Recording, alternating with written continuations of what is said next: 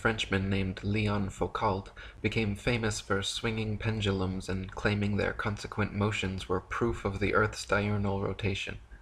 Since then, Foucault pendulums have regularly been swinging at museums and exposition halls worldwide, purporting to provide everlasting perpetual proof of the heliocentric spinning ball Earth theory.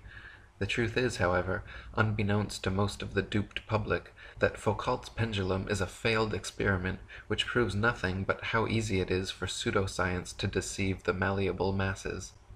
Lady Blunt says, "This pendulum, modern scientists tell us, affords a visible proof that we are living on a whirling globe, which, according to a work on science, now before me, is spinning upon its so-called axis at the rate of over 1,000 miles an hour at the equator, and in addition to other motions is rushing on an everlasting tour around the sun, the diameter of which is said to be 813,000 miles, and its weight 354,936 times greater than the Earth, from which it is said to be about 93 million miles distant, at the rate of over 1,000 miles per minute.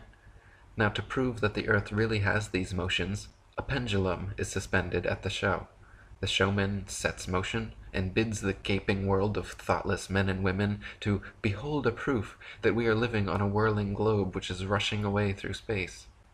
William Carpenter says, "Astronomers have made experiments with pendulums which have been suspended from the interior of high buildings, and have exulted over the idea of being able to prove the rotation of the Earth on its axis by the varying direction taken by the pendulum over a prepared table underneath, asserting that the table moved round under the pendulum, instead of the pendulum shifting and oscillating in different directions over the table.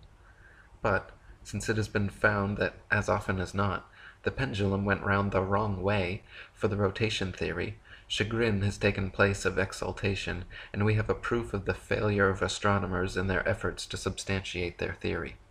So to begin with, Foucault's pendulums do not uniformly swing in any one direction. Sometimes they rotate clockwise, and sometimes counterclockwise. Sometimes they fail to rotate, and sometimes they rotate far too much. Scientists who have repeated variations of the experiment have conceded time and again that, quote, "it was difficult to avoid giving the pendulum some slight lateral bias at starting." The behavior of the pendulum actually depends on 1. The initial force beginning its swing, and 2. The ball and socket joint used, which most readily facilitates circular motion over any other. The supposed rotation of the Earth is completely inconsequential and irrelevant to the pendulum's swing. If the alleged constant rotation of the Earth affected pendulums in any way, then there should be no need to manually start pendulums in motion. If Earth's diurnal rotation caused the 360-degree uniform diurnal rotation of pendulums, then there should not exist a stationary pendulum anywhere on Earth.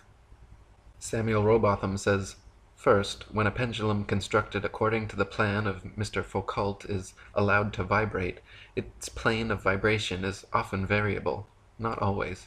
The variation, when it does occur, is not uniform, is not always the same in the same place, nor always the same either in its rate or velocity, or in its direction.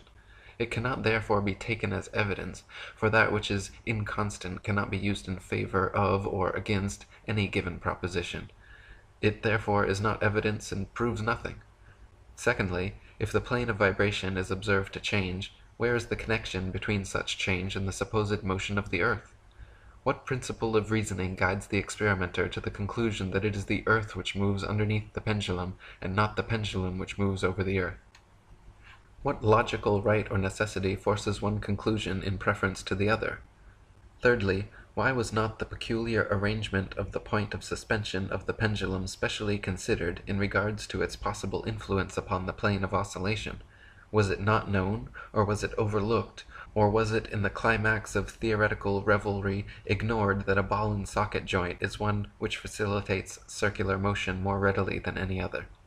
Lady Blunt says, "We believe, with all due deference to the pendulum and its proprietor, that it proves nothing but the craftiness of the inventor, and we can only describe the show and showman as deceptions. A thing so childish as this pendulum proof that it can only be described as one of the most simple and ridiculous attempts to gull the public that has ever been conceived. It has been said that the pendulum experiment proves the rotation of the Earth. This is quite impossible, for one pendulum turns one way, and sometimes another pendulum turns in the opposite direction. Now we ask, does the earth rotate in opposite directions at different places at one and the same time? We should like to know. Perhaps the experimenters will kindly enlighten us on this point. If the earth had the terrible motions attributed to it, there would be some sensible effects of such motions. But we neither feel the motion, see it, nor hear it. And how people can stand watching the pendulum vibrate and think that they are seeing a proof of the motions of the earth almost passes comprehension. They are, however, brought up to believe it, and it is thought to be scientific to believe what the astronomers teach.